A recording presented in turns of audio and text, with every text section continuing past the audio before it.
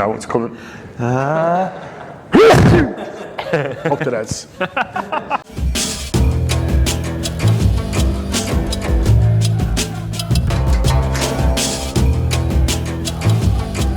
Hello, it's Tuesday's Talking Reds. It's me, John Gibbons, and with Craig Hannan. You might notice Craig's got a hot drink. I haven't. It's a sore subject. I don't want to talk about it. You obviously do want to talk about it. I've just made John a coffee and it was cold. It's no freezing though. I don't know how he's done it. Nor do I, but I don't drink coffee. I don't make coffee, and it is warm. Gonna have to learn from it and move on. Really. Watch the video back. Work on it in training, and then just be better for the fans next week. Karius, speaking of which, I don't know how many videos he's watched back recently. Not of himself, I bet he's watched loads of them, but of his performances. Apparently he's not doing that well at Besiktas, mate. They've reportedly offered him back to Liverpool in exchange for Divock Origi, which is just mad. Like, are they going to stick him in nets? It feels like the worst deal in the world anyway for Liverpool. So like they've got rid of this keeper. And now they're having to take him back and give Besiktas one of our players. How does that work? What if we just say no though? Like, what happens to him then? Like, does he just have to, like, I don't know, go and live in an embassy or something? It's like Julian Assange. I'm gonna have to look into that, John. I hadn't researched that part. What does he do? I think it's plays five-a-side. It's a bit of a strange one. I love Walshy's agenda gets a lot of heat, and he shows I love how he's wrote mad how they'd rather play us. Well, he's tried to write. I love these. He's tried to write mad how they'd rather play a striker in goal in Karius, and he's wrote a sticker. Well, I say wrote. That's also correct. Get off his back. I love you, Sean. Boo. It's never made me a freezing coffee. Never made me a freezing coffee. That's all I'm saying.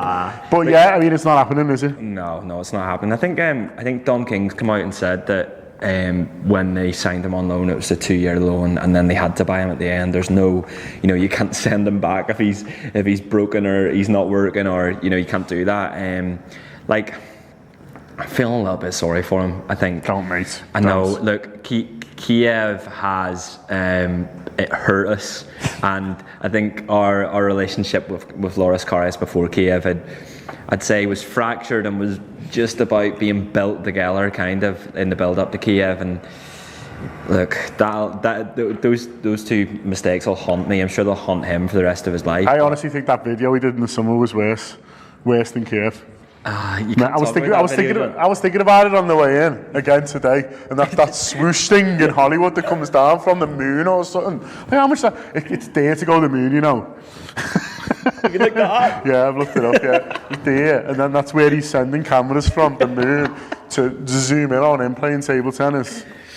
Wasn't great though. I know. Look, I absolutely hated that video, but I got killed for it on social media for posting about it. Look, I'm at the stage. I just want him to I want us not to have to talk about him on Talking Reds. I want him to just do okay somewhere. Just do the goalkeeping quite well. Don't make any mad mistakes. I think I saw this on Twitter somewhere that their chairman or their owner or whatever had come out and said that he was too interested in pictures of himself or something. In a shocking twist. Yeah. You should just do that. Just do that. That's what he wants to do. He'd be really good at that. Like them rich kids of Instagram that you see. Just on planes and that. Yeah, he'd be unbelievable at that. He really would. That's what he's into. Just do that. Yeah. I mean, us giving Origi back and having him come back and do our Instagram maybe feels like the best option for all of us. Maybe. It'd be dear that though. He's a dear Instagram to just do ours. Do you mean the rap or? No, I didn't know. Absolutely, fuck no. Yeah, I mean, he's the club's problem. We're not bringing him on our books, and then having to, swap him out for Sean or something, whenever it all goes wrong. Because all that Instagram's just him. This feels sly, doesn't it? But do you get any pictures of the match this weekend, Loris? No, I didn't. Good selfie though. Nah, but look, in all seriousness, we can take the piss out of him like everyone has, and I'd like him to go somewhere and just do all right, and this not have to be a constant. Well, no, not going. Just do all right at Besiktas and rebuild his career again as an actual footballer. And I've never I'm struggling to see a footballer sort of fall off a cliff in the way he has, and I'm sure he had some dark times over the summer. I'm sure he had some lovely times in Hollywood filming, but I'm sure he had some horrible times. And like, I do feel for him in that, because footballers and humans make mistakes, and it just so happened he made 2 terrible ones on the biggest stage in them all. I'm trying to be nice about it here, and like it's very hard when it's the Champions League final and you're at the Champions League final and Liverpool equalise and you think you're back in the game, and you can't do anything about Beals, but we're still in it. And that third one really irks. But you're talking yourself out of it now. I'm trying. It's a sore subject, because as a human, as a footballer, you want them just to move on, and you want them to do well at Besiktas, and you want it to be this move's worked for everyone, and we've now got this brilliant keeper. We don't have to worry about him anymore. But Kiev will always irk a little bit, won't it? And we'll just win it this year, it'll be sound. I mean, it's interesting that they're talking about Origi, though, because he's become a bit of a forgotten man at Liverpool. There's some quotes recently from Klopp here, which says he's in outstandingly good shape, but it's just quite difficult because of the competition in the squad.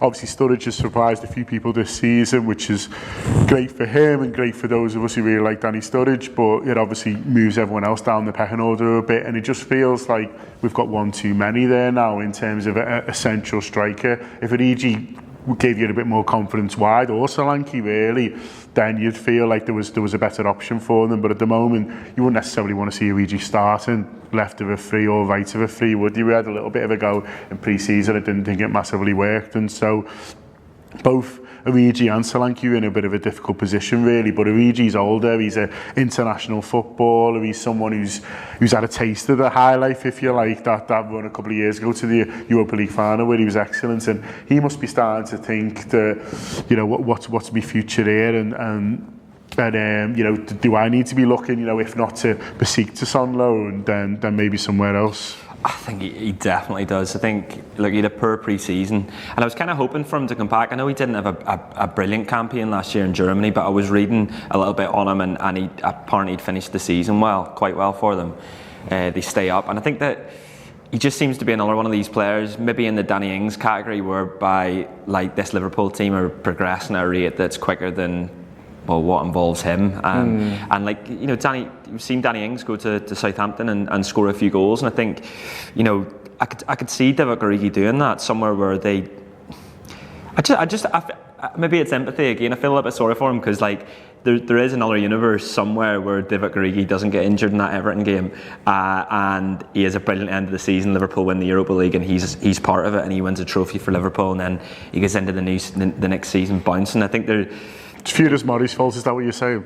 Yeah, it is. No, I am saying that in a way, because think how good he was around that time, and we were getting excited about him in the podcast, and like saying, no, he could, who knows what his ceiling is, and I think now it's gone on too long. He's been injured, and the loans haven't really worked, and I think that just move somewhere that is your home and can be made your home, and you can be given an opportunity to be the actual number 9, and then go from there. Got exciting transfer news coming up. I think we're going to have a clip from the free show. There's the brand new clip from the free show from this week where we're talking about the weekend's action. So here's a little clip from that. I think Klopp's done a job on a number on him psychologically, where he's relaxed him and energised him in equal measure. I think he's told him, you're not going to dislodge my front three as a first 11 player, but you're going to play an awful lot of football, and I really believe in you, and I've followed you since Munich, and I know you can contribute to this team. How much is dependent on you? And I think Klopp's delivered that message, and you just see the look on his face from the day he walked through the door here. That's what he's bought into. Just before he scores, he tiptoes through midfield, trying to jump on his back and everything to stop him. There's a really straightforward ball to feed Mane and put Mane in, to be honest with you, Mike, and he doesn't play it. And then he tiptoes through the penalty area in exactly the same way he just tiptoed through the midfield. So it is, it's a rough with smooth sort of scenario with him every now and again there.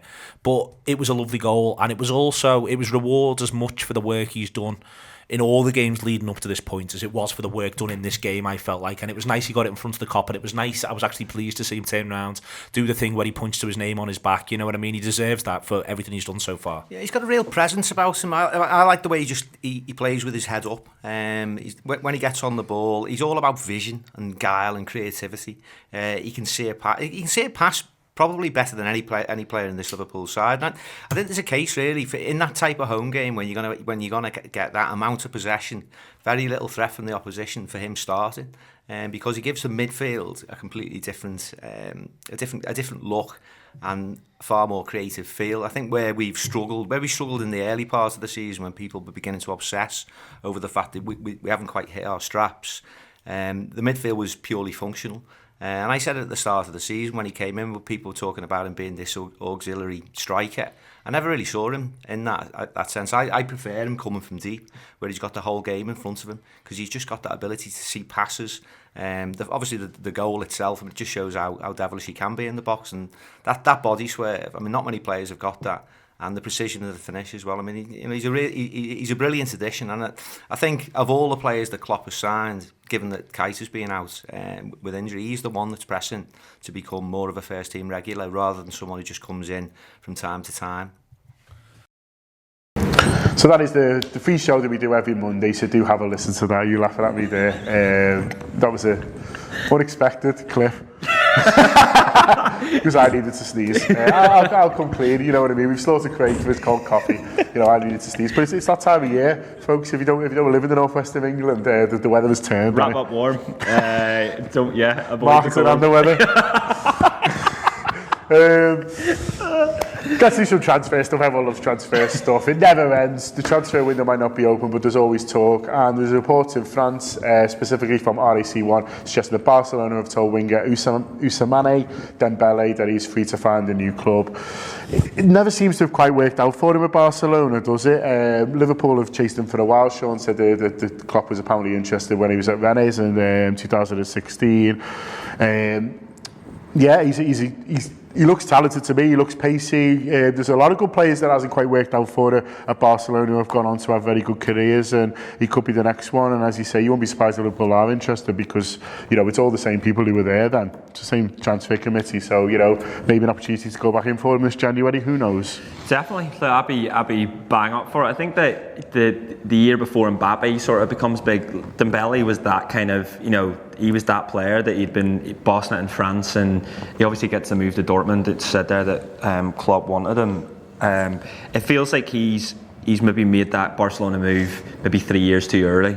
It feels to me like he maybe should have stayed at Dortmund. I know that's easy to say with hindsight, because it's very difficult to turn down Barcelona if they're coming in with like mad record transfer bids for a teenager. But it feels like if he'd have stuck around at Dortmund, he'd be flying now. I'd be well up for getting him in. He'd be exciting. He'd be the kind of he would be a big signing. I'm wondering how much we'd have to pay for him, but he'd be a massive signing in terms of showing the rest of Europe at the category that we're shopping in now. Like, we've been doing that with Alisson, we're doing that with Van Dijk, and I think you could probably add him to the list. And he feels like the kind of player that Klopp likes these players where he knows exactly what he can do, but he can bring him in and sort of elevate him and make him a better player and mould him into the kind of player that Klopp wants him to be. And from Dembele's point of view, if I'm looking at Liverpool, I'm looking at the likes of Mane, at Salah, at Firmino, at the heights they've hit because they've got that move to Liverpool, and sort of Jurgen Klopp's been a big part in propelling them to those heights. So I think it makes sense for everyone if Barcelona are willing to sell. 5 Craigs out of 5 for that one then. Hopefully that'll happen. We haven't got a gutter this week, unfortunately. I'm sure there'll be ones coming back, but there are loads of great shows on Tour Player, as well as our YouTube channel. If you watch these videos and you don't subscribe yet to our YouTube channel, please do. It's an easy click there, and then you'll get notifications whenever we do videos like this, and all obviously our brilliant content to do with our match day that Gareth Roberts is leading on as well. So subscribe to the YouTube channel, subscribe to our subscription service Tour Player. Loads of good stuff this week, and if someone can come to the office and make me a decent cup of coffee, that'd be great too. That tea was a belter, by the way. Just let you know.